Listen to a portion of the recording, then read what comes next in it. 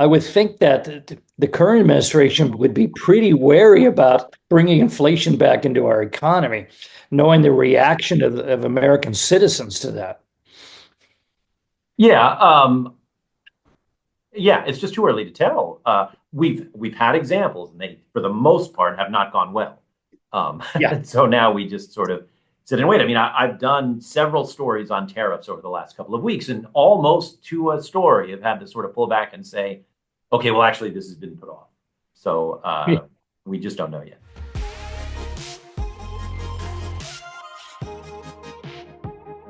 Hi, and welcome to the Silicon Insider podcast. Hi, Scott. How are you? Good, Michael. Hello. It's tariff time. Yes. That's going to be our main topic for today. I understand you're covering it for the news tonight, and I've got the BBC talking to me in about an hour and a half, and I know they're going to want to talk about it too. So basically, we had the stock market rose 300, Dow Jones jumped 350 points, or almost 1%, based on not the fact that Trump had announced tariffs, which everybody thought he might do today, but announced that he was going to have various groups investigate what should be tariffs. And the market reacted to him not assigning tariffs by going through the roof. Do I have that right? Essentially, there was an announcement planned for earlier today when we're broadcasting. It's Thursday night, but for Thursday afternoon, there was an announcement saying Trump would make another tariff announcement. I believe it was 1 p.m. Eastern time. And his announcement was actually the reciprocal tariffs, which is saying if anyone puts a tariff on American goods or even a value-added tax, and we can get into that if you want, then America would strike back. So it wasn't announcing actual tariffs, which are inflationary and the market doesn't like them. It was saying, essentially, we're going to tit for tat any tariff or tax that comes our way from another country. But that is, as you said, stopping short of actually announcing another tariff. And on relief, plus some pretty good earnings, stocks went up. Went up? Yeah. So, okay. Well, this seems like a Trump technique that he really is. It's kind of like the old tradition of the riverboat gambler, where you threaten the big bet or you bluff, but then you step back and win the minor battle instead of winning the war. Is that what this is? You know, so far it seems that Trump is wielding tariffs largely as negotiating tools. Yeah. With Canada and Mexico, and then to delay those, there is a tariff back and forth with China that sort of already existed. And it seems like he's trying to use these as negotiating tools. I don't know if they'll work, but he seems to be feeling that he got something from Canada and something from Mexico, and therefore delayed the implementation of those tariffs. And with a reciprocal tariff, that's basically, I guess you could call it almost the carrot without the stick, saying if nothing happens, we're fine, we're all good. But if you put any sort of a tax on us, we will do the same to you. So it's preemptive, but it's not really an actual tariff. So, having bought a number of items in the UK over the years, I've run into the value-added tax quite often. And in fact, I had a neighbor from Paris, and he made his entire career as a lawyer just consulting companies on the value-added tax. So can we think of it as a quasi-tariff? I mean, I know I had to pay extra for buying British goods and taking them to the U.S. I got nailed many times at the airport, not always pleasant encounters. So could that be considered a tariff as well? Except it's individual. The value-added tax, the value-added tax is, think of that as a sales tax. So a little bit different from a tariff. It's like a sales tax on goods. And Trump has said that will count too. And I'm not sure exactly how that would be implemented, but not only a tariff, but if there is somewhat of a sales tax, a VAT. Yeah, but it's a sales tax levied differently for different individuals. Right. That, But essentially a value-added tax is a sales tax on goods that are exchanged. So yeah, we're kind of getting in the weeds already, and that's why it seems to me that this is preemptive and not something that he wants to actually put forward. But it'll be interesting to see if without any tariffs, if there is still a value-added tax, if Trump would somehow say, "Oh, well, we have to do that against you too." I don't know where that comes in. yeah. And when you're walking through the airport, especially in a foreign country, and you see all of the duty-free items, would that change? I just don't know. It's one of these things where we, on the reporter side of things, look into all this and then find out it hasn't yet actually happened, but may someday happen, but we don't know. Well, if you're going to try to bluff people, somebody has to serve as the victim where you actually do call them and force them to react and punish them, and as an example for everybody else in the world. Is that coming up? Is Trump going to single out one of these countries and say, that's it, Germany, no more, deals on keeping the U.S. cars out of the country while you're selling us Beamers and Mercedes? Do you see that coming? I mean, it seems like you have to do that if you're going to try to pull a bluff or try to at least influence and leverage people. Right. And that may be coming. I mean, we did see that with Canada and Mexico saying, hey, cut down on the fentanyl, cut down on the illegal immigration, or else we'll put this big tariff on you. And each side said, okay, we'll work on that. And then the tariff was put off. So I don't know if he actually got anything in the deal, but he did get the two sides talking about fentanyl and illegal immigration. And so I guess that's dealing. That's sort of wheeling and dealing. And so far, the consumers, those of us who buy goods from Canada and Mexico, have not seen the prices go up yet. So that's good news. The stock market, which remember lost quite a bit of value when the tariffs were put into play, got the value back and then some when the tariffs were put off. So it may have been kind of a trial balloon to see how the markets would react and how the leaders of Canada and Mexico would react. And, again, he got at least the conversation started.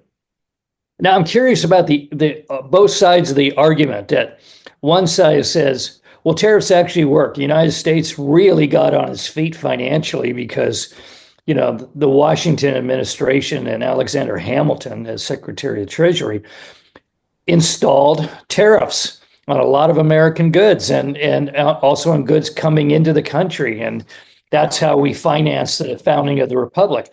But every one of us who's ever taken a business class hears the phrase,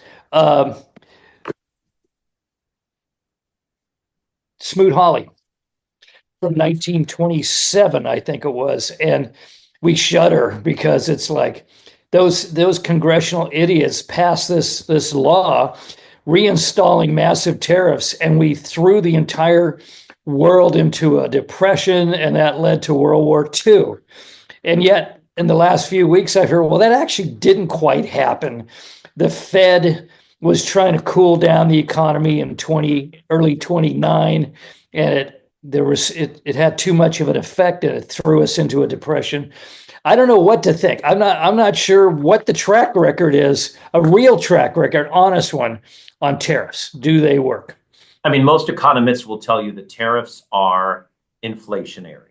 Yeah. That they do raise the prices on goods and services because ultimately we consumers. It has to be inflationary by definition. Right. And they would say if you can target a tariff in a particular industry, that sort of thing, you can help American products. I mean, the steel industry will say, hey, tariffs can help us because they will turn construction industry to use American steel instead of the steel that other countries will dump for less money onto our shores. That said, overall, tariffs tend to be inflationary and not good for the economy. Certainly, the stock market doesn't want it. The Smoot-Hawley Act, that was put into play when we were already in the thick of it. This came in like 1930, and it's the history books will tell you it exacerbated the financial crisis, and so it didn't work famously. But other than in 2016 and now 8 years later with Donald Trump, we haven't seen tariffs in the headlines all that much. President Trump seems to think it's going to be an economic stimulus. We haven't seen that yet. Others are saying, nope, this is going to be simply a tax and inflationary. And for all of the bluster around them, we haven't really seen them kick in all that much yet. And so we just don't know. And again, for all we know, the president is using these as sort of a negotiating tool instead of something real. Yeah, well, it's interesting. I mean, a couple of years ago, inflation got so bad that it was considered to be one of the causes of the fall of the Biden administration. I would think that the current administration would be pretty wary about bringing inflation back into our economy, knowing the reaction of American citizens to that. Yeah, it's just too early to tell. We've had examples, and they, for the most part, have not gone well. Yeah. So now we just sort of sit and wait. I mean, I've done several stories on tariffs over the last couple of weeks, and almost to a story, have had to sort of pull back and say, okay, well, actually, this has been put off. So we just don't know yet. Okay, and one of the target countries, well, apparently Japan is in the crosshairs again, and so is India. And I don't know do you think it's going to be a topic of discussion when Prime Minister Modi shows up at the White House? I think it's next week or the week after. No, I mean, they're meeting as of this evening, and yeah, I think it's going to be a topic, although the relations have been really good. Yeah. It seems, with Trump and Modi, and certainly Elon Musk and Modi. So my guess is we'll get more forward thinking, let's work together kind of things. But I don't know. But so far we haven't seen any talk of a tariff against India or anything. Okay. All right, let's move on to your old best friend, your former best friend, Elizabeth Holmes. I had a feeling this was coming. Yeah, you knew this was coming. It's been 2 years since she went up the river. Now there was a major story about her, and I can't tell if it's I think it's the rehabilitation. It may be the sainthood of Elizabeth Holmes. I mean, remember Martha Stewart went to prison, and you never really heard from her too much, and she was always kind of helping out around the prison, kind of keeping a low profile till she came out.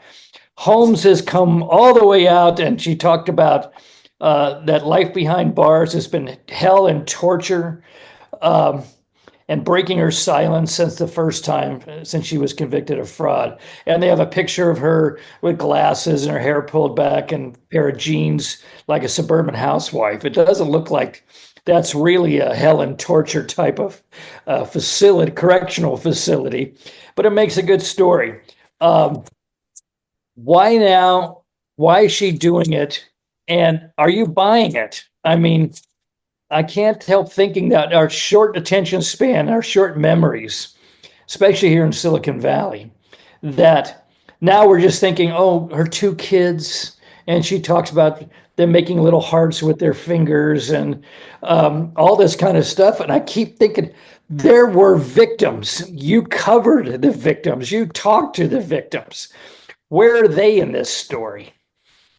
Well, obviously conspicuously absent, but right. I don't doubt at all that if you're in prison for years and you have very small children, it's torture not to get to see them or to get to see them. No, I don't disagree with that, but the structure of the story, it seems to be she's being painted as a victim now.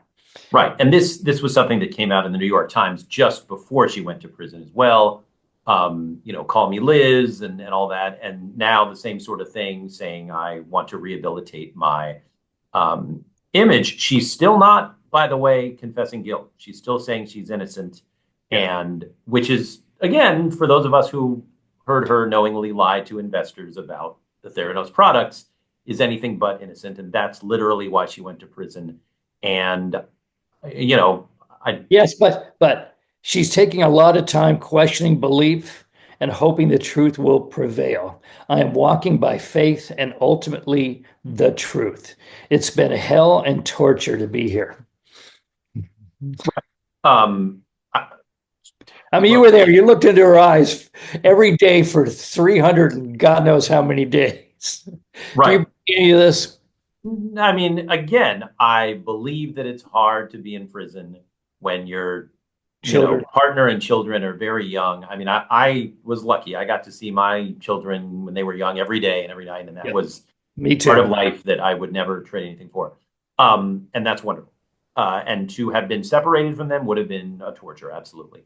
That said, she's really not talking about why she's in prison or what she did. She's still saying she works on things and plans to return to the healthcare sector, which should Yeah, make, that was a mind-boggling statement. I couldn't believe it. Oh, I'm coming back. yeah. Do And the again, same the thing. victims weren't just the rich investors. The victims were people who were conned into taking those Theranos tests and were Yes. told, and because they were here in the Bay Area, many of those tests, I have friends who during the trial were like, oh, you're doing that? I was told I had XYZ when I took a Theranos test. A lot of people were very frightened because of what they were told and the Yes. misinformation that they got from those tests. So those were victims too.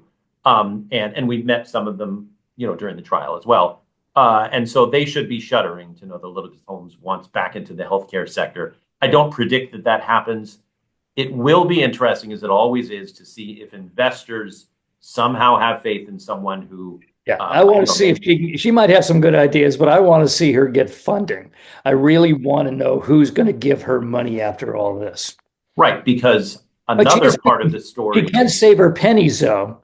She's making 31 cents an hour. yes, we got that from Maybe she can bootstrap her next startup. And she's teaching French too. And yeah, well, she makes it seem, if reflecting you're a on fan, past as I am, trauma. right. If you like the movie Shawshank Redemption, it's like she's Andy Dufresne in there, right? Doing people's taxes and, getting them drinks, teaching them French, but really, there were also victims in terms of largely, especially female CEOs and venture capitalists in the healthcare sector and beyond who were given the cold shoulder because of Elizabeth Holmes and what happened with her. So, her shadow still lies over all the women executives in Silicon Valley. Yeah, and that's 100% unfair. And so I don't know of anyone in the Valley that's eager to see her. It's also going to be a while. She's not out till, I believe, 2032. And, I can't imagine her then jumping back into a biotech startup or anything. But look, everything was, and I can tell you in painstaking daily detail, followed legally, although she does have a pending appeal of the sentence. And we haven't heard yet from the appellate court on her most recent appeal, and it's been a while. But right, for the most part, she's in prison till 2032, and that's how I think it's going to stay. And of course, I feel bad for any parent who doesn't get to see their kids every day. But for her to still claim innocence is a little bit baffling, because that means, A, she's not paying attention to her own trial and those phone calls and the documents, et cetera, and it means there's still sort of a reality distortion field going on in her mind. Because when you, even with good intentions, break the law, you still broke the law. Yeah. Well, the story, of course, gives her that triumphant ending that's going to be in the next one of her movies. It says, prison can break a lot of people, and I was able to rise through it as best I can. The Norma Ray, finish to the before the credits roll. And I fear, Scott, that this is your albatross. This story's going to keep haunting you until the day you retire. No. It's been fascinating. It was a real learning experience for me, and so I still follow it. I saw that, People Magazine story, but there's also something to the fact that, and nothing against People Magazine, let me say that off the top, but she's not speaking to any journalist who covered the trial or who covered Theranos. Yeah, and that says a lot. Right. That says a lot too. Yeah. Okay. Well, let's move on. Maybe we won't have to talk to her about her again for a few more years. This was kind of a weird week. It was a lot of little stories. We had some good earnings. What earnings impressed you the most? Airbnb earnings impressed me. I mean, just the sheer spate of people getting into the crypto space. I mean, look at Coinbase's numbers. Yeah. Robinhood, for goodness sakes, Oh, I is was going to bring up Robinhood, the ultimate roller coaster I, operation.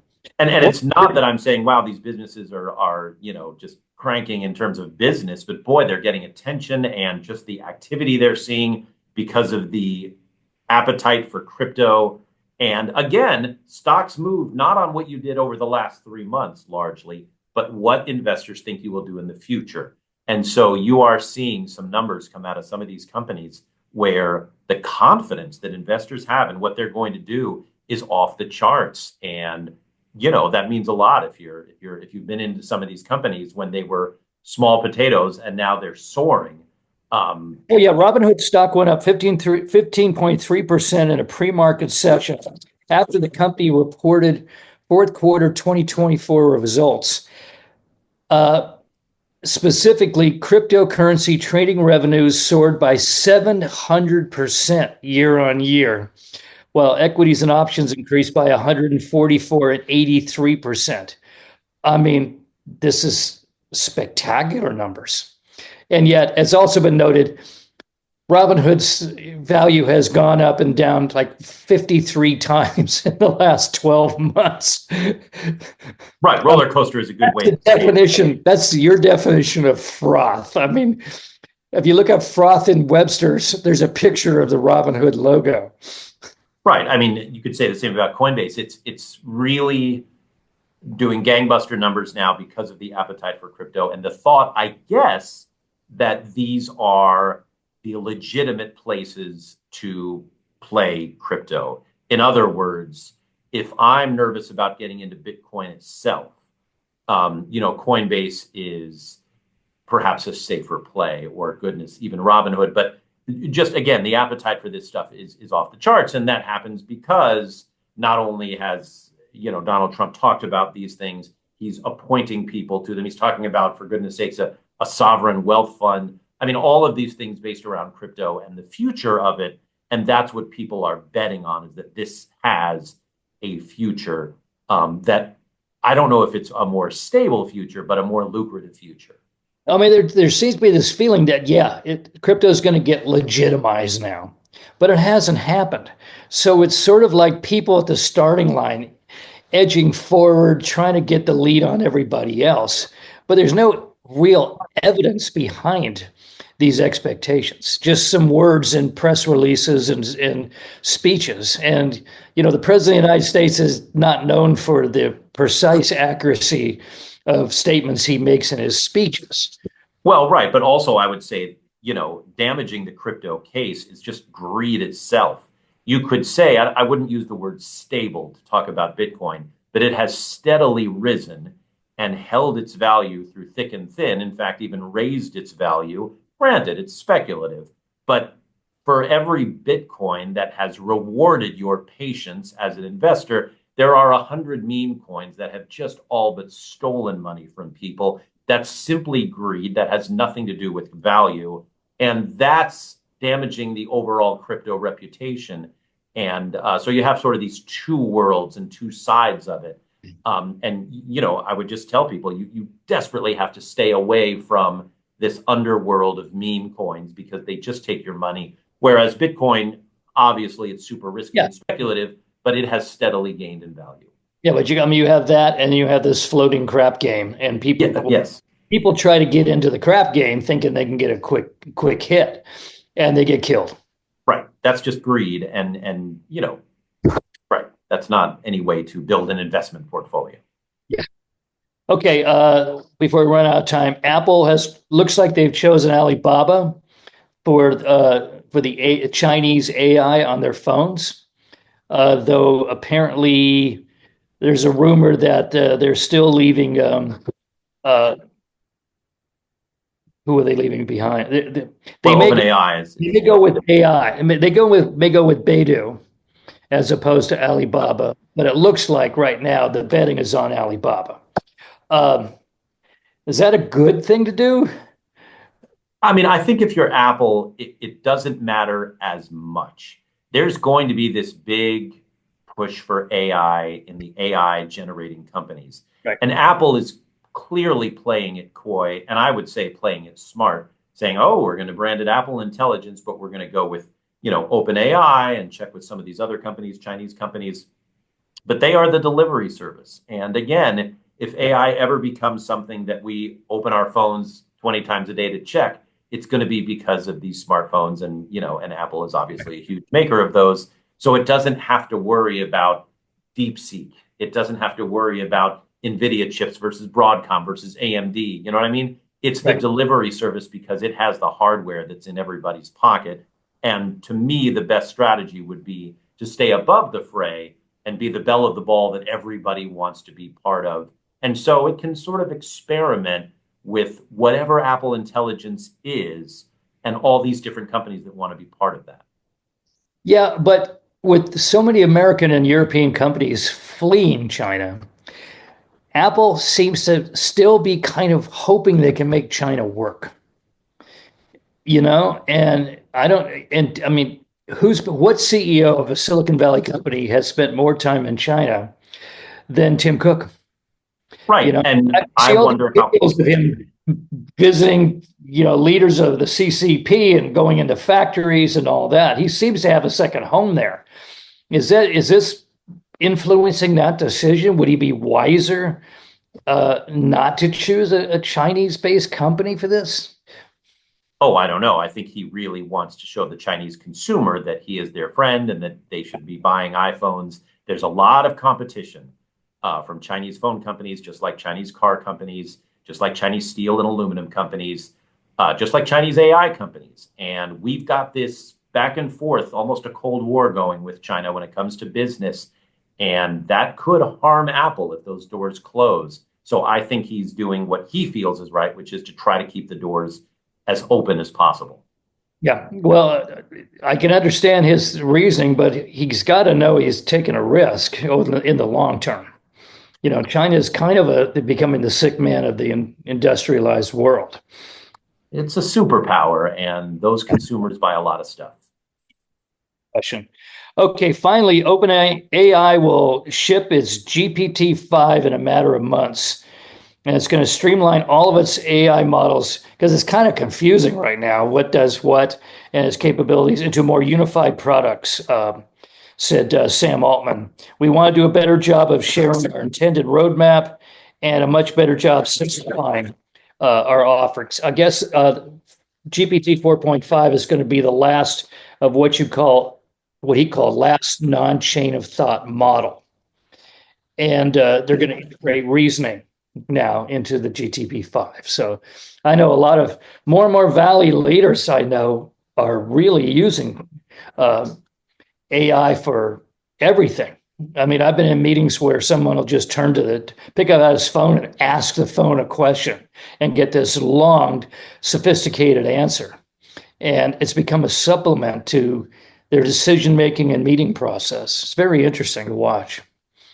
Right, and why the phone companies are so important in this, and while they're just sitting back waiting for the best model to come forward, it all makes sense. Yeah. Okay. That's it for now, folks. You can find us on Spotify, Anchor, Google Podcast, Apple Podcast, and YouTube. You can see Scott on Facebook and X, and of course, almost every weeknight on NBC Bay Area.